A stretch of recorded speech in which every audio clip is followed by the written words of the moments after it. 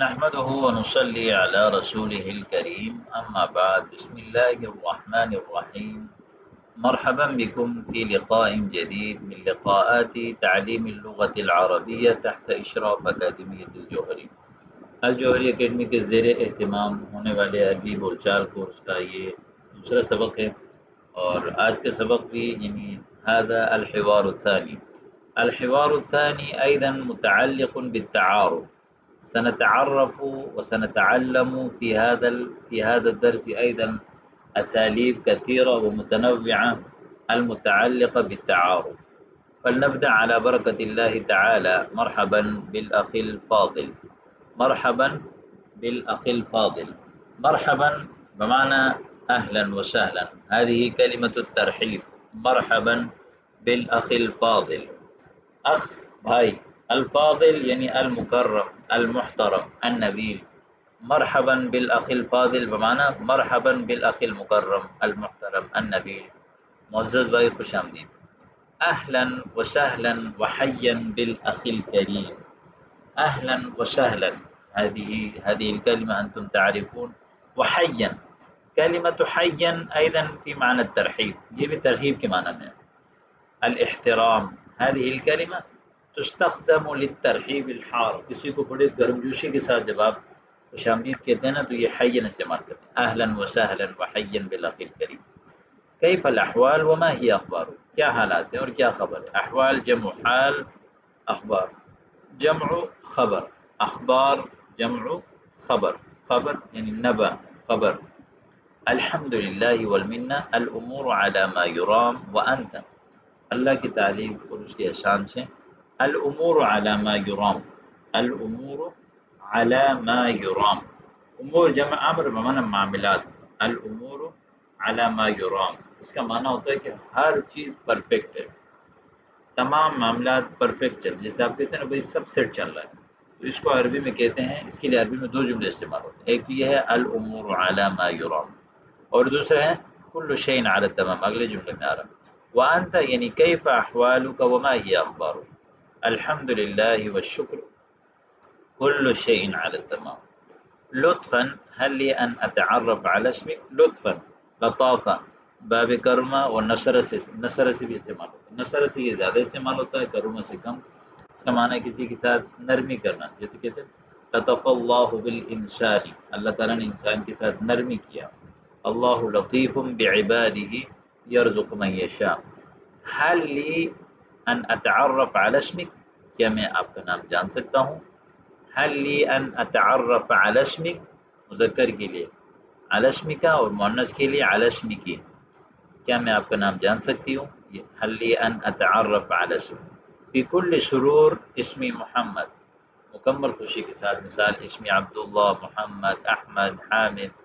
انعم واکرم بهذا الاسم، یہ دعائیہ کلمہ ہے کہ انعام اور اکرام کے ساتھ رہیں اس نام کے ساتھ، کسی کے نام کو دعائیہ دعا دینا. اشکرک وهذا من طیب اخلاقک. اشکرک، انا اشکرک، میں آپ کا شکریہ ادا کرتا ہوں. اشکرک، بس تو یہ کلمہ شکر ہے. انا اشکر اللہ، انا اشکر الاستاذ، انا اشکر المعلم، میں معلم کا شکریہ ادا کرتا ہوں. وهذا من طیب اخلاقک. طیب طاب یطیب طیبا بمعنی حسن، اچھا ہونا.